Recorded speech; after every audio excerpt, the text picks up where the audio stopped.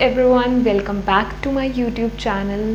Hope you all are doing well. Guys, one thing that you need not forget is that stay home, stay safe.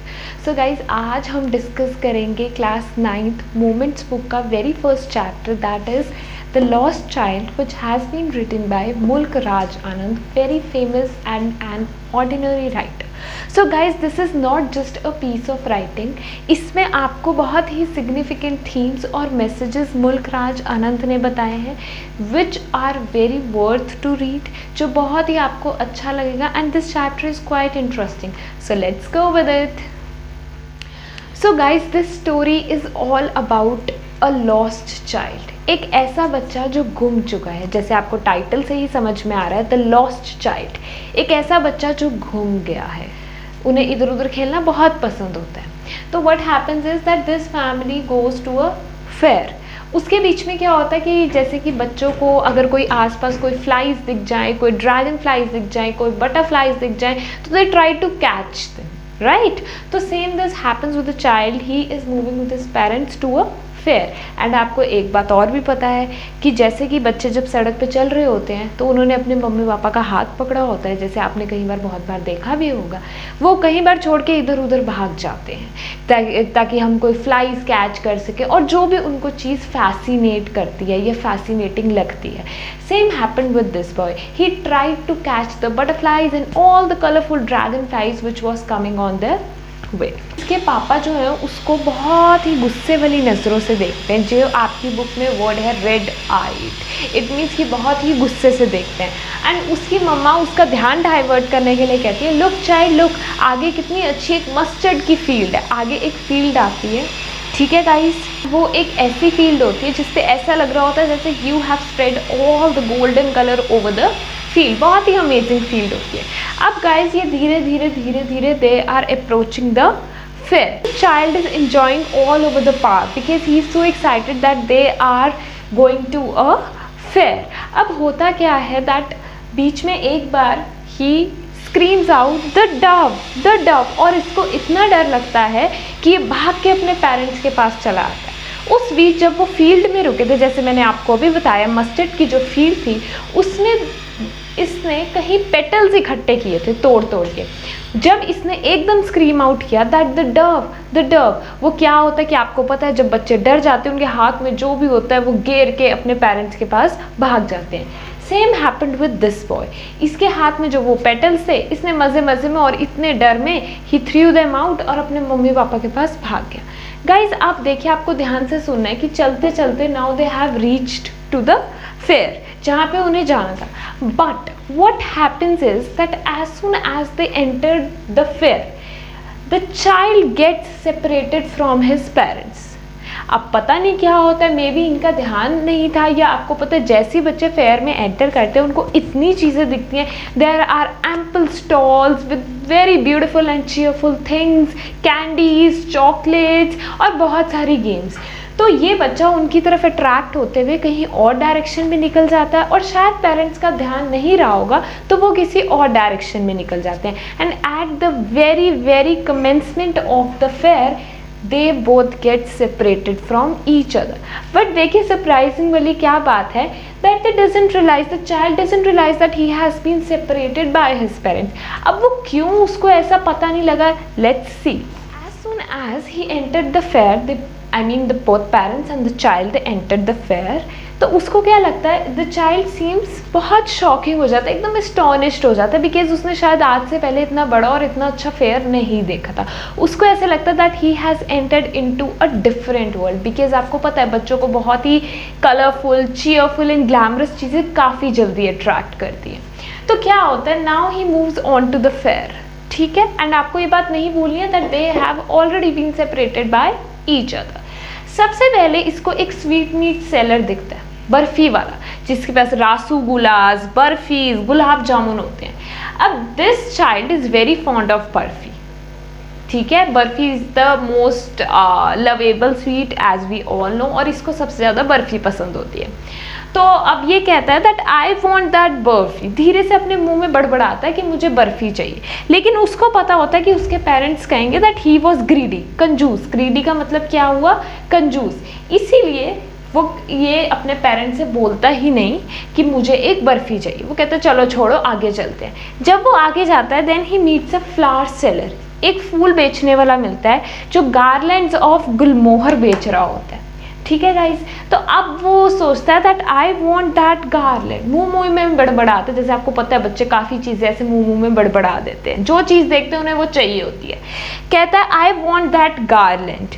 उसके बाद उसको पता होता है कि अगर वो अपने पेरेंट्स से बोलेगा कि आई वॉन्ट दैट गार्लैंड, तो उसके जो पेरेंट्स हैं उसको मना ही करेंगे, saying that the flowers are very cheap. आगे तो फिर वो कहता है कि चलो छोड़ो कोई बात नहीं, let's move on.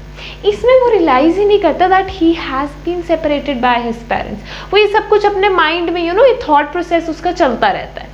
Third, he meets a balloon seller, जिसके पास बहुत ही ग्लैमरस, बहुत ही beautiful, pretty, charming, silken colours के बलून्स होते हैं। अब बलून से बच्चा क्या बड़े बड़े फैसिनेट हो जाते हैं, they are so beautiful. Then he says कि शायद मुझे ये भी चाहिए because I like all of them, but because they would parents never उसको पता था कि उसके पेरेंट्स कभी उसको बलून्स खरीद के नहीं देंगे, बिकॉज वो उसे ये कहेंगे कि आप इतने बड़े हो गए और still you are playing with balloons. कहता है चलो छोड़ो आगे चलते हैं। He moves forward into the fair. उसको फिर मिलता है एक स्नेक चार्मर, जिसको हम हिंदी में कहते हैं सपेरा। सपेरे को बहुत अच्छी टेक्निक्स आती है ना, वो एंटरटेन भी करता है लोगों को to make there is a basket and in which the snake is showing its several and very technical moves. तो उसको जो वो सपेरा जो होता है, जो स्नेक चार्मर होता है, वो जो म्यूजिक जो बजा रहा होता है अपनी फ्लूट से, तो उसको ध्यान आता है दैट उसके पेरेंट्स ने कहा था that you don't have to listen this type of music. जैसे पेरेंट्स बच्चों को एडवाइस करते हैं, उनको सजेस्ट करते हैं, उनको समझाते हैं that you should listen this type of music, not this one. तो वो कहता है चलो छोड़ो, that his parents would scold him, चलो छोड़ो let's move forward. Lastly he reaches a round about swing, वो एक राउंड अबाउट के पास पहुंचता है। अब आपको पता है स्विंग से तो बच्चे बहुत अट्रैक्ट आते हैं, जैसे कभी इधर जाएगा कभी उधर, कभी टॉप बॉटम इन एनीथिंग। तो वो कहता है कि मुझे राउंड अबाउट चाहिए। अब इन सब चीज़ों के बाद वो फाइनली अपने मुंह से बहुत ही एक बोल्ड रिक्वेस्ट करता है, I want a round about to his parents. जैसे ही वो ये रिक्वेस्ट करता है, ही रियलाइजेस कि उसके पेरेंट्स तो उसके पास हैं ही नहीं। Now the stage comes when finally this child realizes that his parents have already been separated by him. When, where, he doesn't know, because he is a child. Obvious reason से आपको पता है कि बच्चे सिर्फ अपनी खेल मस्ती में रहते हैं, उनको आसपास का कुछ पता नहीं रहता है। बट एज सुन एज उनको ये लगता है कि हमारे पेरेंट्स हमारे साथ नहीं है, दे स्टार्ट क्राइंग। वो ऐसे रोते हैं जैसे पता ही नहीं क्या हो गया। And same happened with this child. He moved here and there to and fro from one side of the fair to second side of the fair, but he could not spot his parents. इसमें क्या होता है that ये एक turban पाई होती है इसने yellow colour की, वो भी खुल जाती है, इसके सारे कपड़े गंदे हो जाते हैं, लेकिन इसको अपने पेरेंट्स नहीं मिलते। ये इतना रोता है, इतना रोता है। ये एक बहुत ही इंस्टिंक्टिव नेचर होती है एक बच्चे की, कि अगर उसको अपने पेरेंट्स ना मिले, चाहे उसके आगे वो सारी चीज़ें रख दो जो ही डिज़ायर्स फॉर, जैसे उसके आगे आप ये सारी चीज़ें रख दो लेकिन उसके पेरेंट्स उसके साथ से हटा दो, ही विल स्टार्ट क्राइंग। वो कहेगा सिर्फ मुझे अपने मम्मी पापा चाहिए, I don't want anything, because there जो एक बॉन्ड एक बच्चा और एक पेरेंट्स शेयर करते हैं, there is no bond as such. ये सब मटेरियलिस्टिक थिंग्स है, snake charmer, flower seller, sweet meat seller, या बलून्स वाला हो गया, but this bond is very intimate, this bond is so special, right? So this child is in search of his parents, but he could not spot his parents. उसके बाद क्या होता है, जब ये फेयर में he is roaming here and there, he is seeing all this, फिर वो बीच में कहीं बंदों को देखता है, there is a crowd standing there of men and women. तो वो वहाँ जाके देखता कहीं उसके मम्मी पापा वहाँ तो नहीं है, but very. अब देखिए, there is a change of scene in the story. होता क्या है कि उस क्राउड में से एक ऐसा बंदा होता है जो उस बच्चे को देख लेता है, ठीक है गाइस? अब उस बच्चे को वो अपनी आर्म्स में लेता है, उठाता है गोदी में, जिसको हम कहते हैं, और उससे पूछता है क्या हुआ, what has happened, why are you crying so loudly and your condition is so filthy, what has happened? तो वो सिर्फ वो बच्चा अपने मुंह से 2 लाइन्स निकालता है, कहता है I want my father, I want my mother. इसके अलावा अपने मुंह से कुछ नहीं कहता है। अब होता क्या है, ये जो मैन है who has decided to help this child, he roams into the fair in search of his parents, कि शायद इसके मम्मी पापा हमें कहीं मिल जाए। अब देखा है आपने कि कई बार जब बच्चे चुप नहीं होते तो हम उनको ऐसी कुछ चीज़ें दे देते हैं जिससे वो खुश हो जाते हैं। Similarly this was done by the helping man. अब ये मैन क्या करता है, सबसे पहले उसको एक राउंड अबाउट पे ले जाता है। आपको याद है जब उसने थोड़ी देर पहले मैंने आपको बताया that he wanted to take a round about. जैसे ही उसने पेरेंट्स को कहा कि मुझे एक राउंड अबाउट चाहिए, then he realise that his parents are not with him. जब इस हेल्पिंग मैन ने सिर्फ उसको चुप कराने के लिए कहा चलो तुम राउंड अबाउट लो, ही स्टार्ट्स क्राइंग। वो रोना ही दोबारा रोना स्टार्ट हो गया। In fact he doesn't stop crying. और पता आगे से क्या कहता है, I want my father, I want my mother. तो फिर वो बंदा सोचता चलो कोई बात नहीं, he took him to the snake charmer.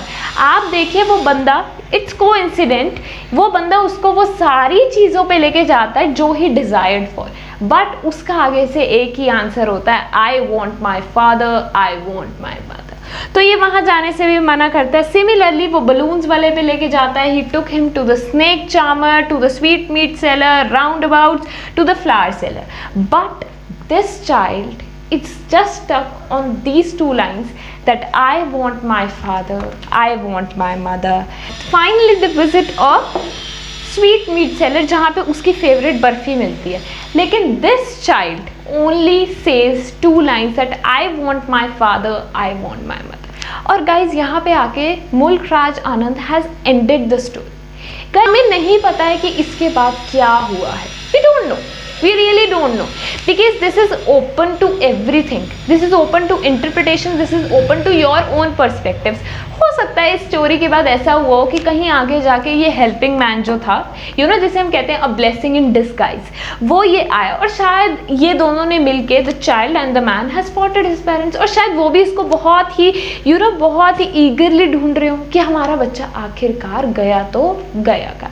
But guys, one thing is there that fair में आपको पता है बहुत बच्चे किडनैप हो जाते हैं, बहुत बच्चे गुम जाते हैं, बिकॉज फेयर में बहुत क्राउड होता है।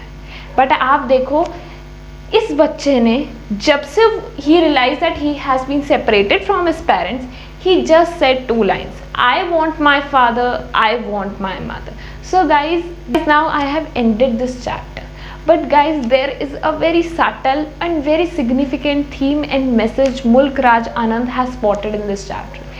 Guys, ये chapter हमें बताता है कि there is a very special, very forever and very significant bond between a child and his parents, जो कभी नहीं टूट सकता और जो कभी दूसरा नहीं बन सकता, एंड वो किसी और के साथ भी नहीं बन सकता. आप देखो, उसको वो सारी चीज़ें उस मैन ने ऑफर करी जो he desired for, but he accepted none of them only because he wanted his parents, and every child is the same. हम भी ऐसे ही थे, हम आज भी ऐसे ही. वो तो चलो we are now grown ups, we realize कि चलो कोई बात नहीं, थोड़ी देर अगर नहीं भी देखा मम्मी पापा को तो कोई बात नहीं, but as soon the time passes और आप उन्हें नहीं देखते हो तो यू सून रियलाइज यार कहाँ गए. Special space in your heart for them, and every child has, because every child is a gift of God, and these are your second God. Right guys, hope you have understood the chapter. Guys, एक और theme है इस chapter की, that हम ये कहते हैं कि आज की दुनिया में that is the age of downfall, जिसको कॉमन मैन की लैंग्वेज में हम कलयुग कहते हैं. ऐसे लोग नहीं एग्जिस्ट करते जो एक दूसरे की हेल्प करते हैं, लेकिन इस स्टोरी में this man has proved that there are people still existing in the society who are ready to help. हो सकता है this is also a family man, इसके भी अपने बच्चे हो, and he has realise the plight of the child without the parents. इसको वो दर्द, इसको वो सफरिंग समझ आ गई हूँ कि यार एक बच्चे का अपने माँ बाप के बिना होना कैसा होता है. So guys, these are the two main themes of the chapter which you need to remember.